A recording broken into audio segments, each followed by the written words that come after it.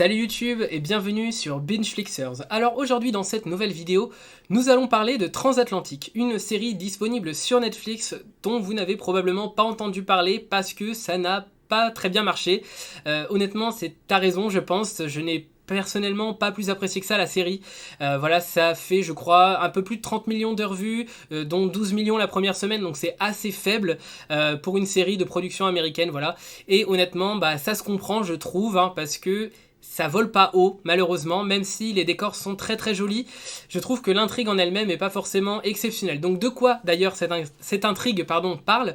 Eh bien ça parle tout simplement de l'Emergency Rescue Committee, donc ERC.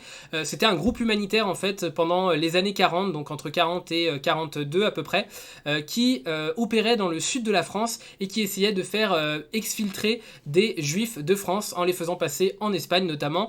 Et voilà, ils essayaient comme ça de sauver des juifs, de les sortir de la France. Et voilà. Sauf que, je trouve que ça ne rend pas forcément hyper bien hommage à ce Emergency Rescue Committee, je trouve, parce que l'intrigue, tout simplement, déjà, elle manque pas mal de réalisme. Il y a pas mal de moments, moi, personnellement, qui m'ont sorti de cette série que je trouvais un peu irréaliste. Déjà, le but de l'ERC, en tout cas dans la série, c'est donc de faire passer des gens en dehors de la France, de les faire passer en Espagne, et l'intrigue principale se situe à Marseille. Et donc, pour les faire passer en Espagne, évidemment, ils les font passer par les Pyrénées, mais ils les font passer de Marseille aux Pyrénées, enfin en Espagne, en à peu près une journée de voiture.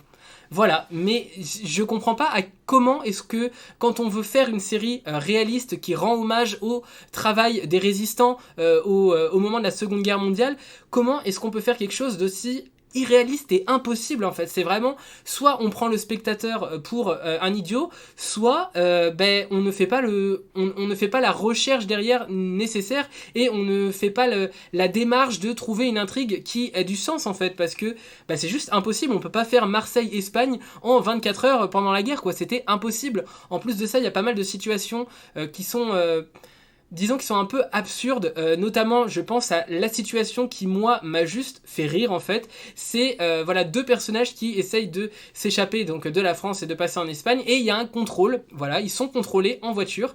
Et pour échapper à ce contrôle, qu'est-ce qu'ils vont dire aux flics? Ils vont dire tout simplement: excusez-nous, on est pressé, on a mangé des huîtres ce midi, donc on voudrait juste passer. Et ils passent, voilà. Non, c'est vraiment des situations comme ça qui, je trouve, sont assez absurdes, et malheureusement, ça nous sort de la série. Pour moi, c'est vraiment une série vite vue, vite oubliée, parce que je me souviens pas des principaux personnages, sauf Varian Fry, évidemment, parce que c'est le personnage principal qui a été duquel on veut rendre hommage. Voilà, c'est ce personnage là, donc il est quand même assez important dans la série, et honnêtement l'acteur est plutôt bon dans ce rôle là, et c'est peut-être le seul, je trouve, que, enfin en tout cas c'est pas forcément que les acteurs sont mauvais, mais je pense que c'est plus dans l'écriture des personnages. Moi j'ai eu beaucoup de mal avec les personnages, je trouve qu'on n'arrive pas vraiment à se mettre à leur place, on sent pas on sent pas une inquiétude, on sent pas un stress comme ça permanent, alors que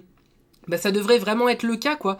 Il devrait vraiment avoir peur continuellement dans toutes les séries qui parlent de Seconde Guerre mondiale et de résistance comme ça.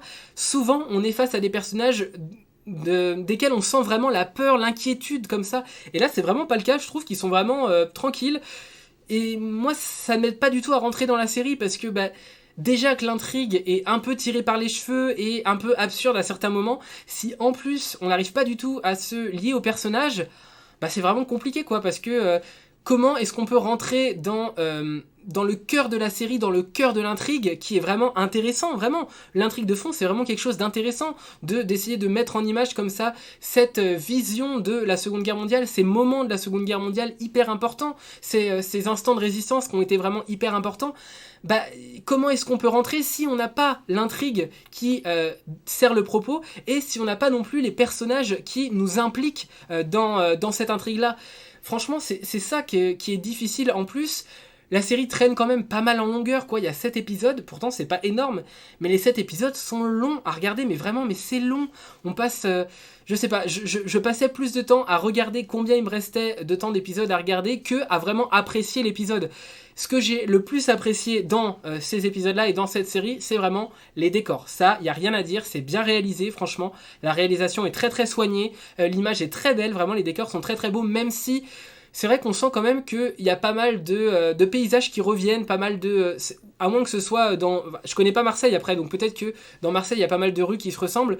Mais voilà, on sent que c'est... Enfin, ça ressemble un petit... Les décors se ressemblent un peu tous. Ça, c'est un petit peu dommage, mais ça reste quand même des très beaux décors. Voilà, l'image est vraiment très très belle. Les costumes sont très beaux aussi. On a pas mal de personnages voilà, qui ont de très très beaux costumes. Il y a certaines intrigues entre les personnages qui sont quand même... pas trop mal, voilà, ça nous permet de nous tenir dans la série. C'est d'ailleurs pour ça, moi, que j'ai regardé jusqu'à la fin, parce que vous allez me dire, si tu n'as pas aimé à ce point-là, bah, pourquoi t'as pas arrêté? Bah, j'avais envie juste de continuer, parce que je me suis dit, peut-être qu'il allait y avoir quelque chose, et puis il y avait quand même des petits moments, dans certains épisodes, il y a toujours des petits moments où on se dit, ah, ça y est, ça va commencer, et en fait... ça commence jamais vraiment en fait. Et voilà, pour moi c'était ça le principal problème de la série, les incohérences. Vraiment, les incohérences, c'est pas possible quoi. On a des... Enfin, en 24 heures, faire Marseille-Espagne en pleine guerre à cette époque-là, mais c'est impossible, c'est juste impossible. Enfin, ou alors juste je sais pas comment, mais... Enfin, pour moi, ça me paraissait totalement improbable. Mais pourtant, c'était le but principal et c'était vraiment ce qu'ils essayaient de faire. Voilà, il y a quelques... Alors, je vais dire que sur la fin, ça s'améliore un petit peu. Voilà, l'intrigue prend un petit peu en épaisseur sur la fin, mais c'est pas non plus incroyable. Il faut pas s'attendre à quelque chose de fou. Franchement, Transatlantique, pour moi, c'est une série que je classerais plutôt parmi les séries décevantes dont je ne garderai absolument aucun souvenir. D'ailleurs, voilà, comme j'ai dit, hein, j'ai oublié la majorité des personnages. Ça m'a pas... ils m'ont pas forcément marqué. Voilà, il y a pas mal de côtés. Alors j'ai bien aimé le développement de certains personnages, notamment ça parle de racisme, d'homosexualité. Ça c'est vrai que c'était intéressant, mais c'est pareil, ça manque un petit peu de réalisme dans la façon dont c'est traité par rapport à l'époque. C'est-à-dire que les personnages homosexuels paraissent vraiment... En fait, c'est un peu le cas pour tous les personnages, comme je l'ai dit, c'est vraiment des personnages qui... On a l'impression qu'ils ont peur de rien. Alors oui, c'est intéressant dans le sens où vraiment ça montre qu'ils ont du courage, mais... bah ça nous aide pas vraiment à se mettre à leur place dans la série. On a vraiment l'impression qu'ils risquent pas grand chose alors que ce qu'ils risquent c'est absolument atroce, mais vraiment dans la façon dont c'est représenté on a du mal vraiment à ressentir leur inquiétude en fait, et ça c'est vraiment le problème pour moi qui fait que je n'ai pas réussi à m'attacher au personnage et je n'ai pas réussi à vraiment rentrer dans la série. En tout cas voilà, c'est mon avis sur Transatlantique. Je pense que c'est un avis un peu général vu les résultats de la série qui n'ont pas été exceptionnels. C'est une série tournée à Marseille quand même, donc voilà, c'est plutôt sympa, voilà, des séries tournées en France comme ça, mais malheureusement, bah, je trouve que c'est pas exceptionnel. Franchement, ça pourrait être beaucoup mieux.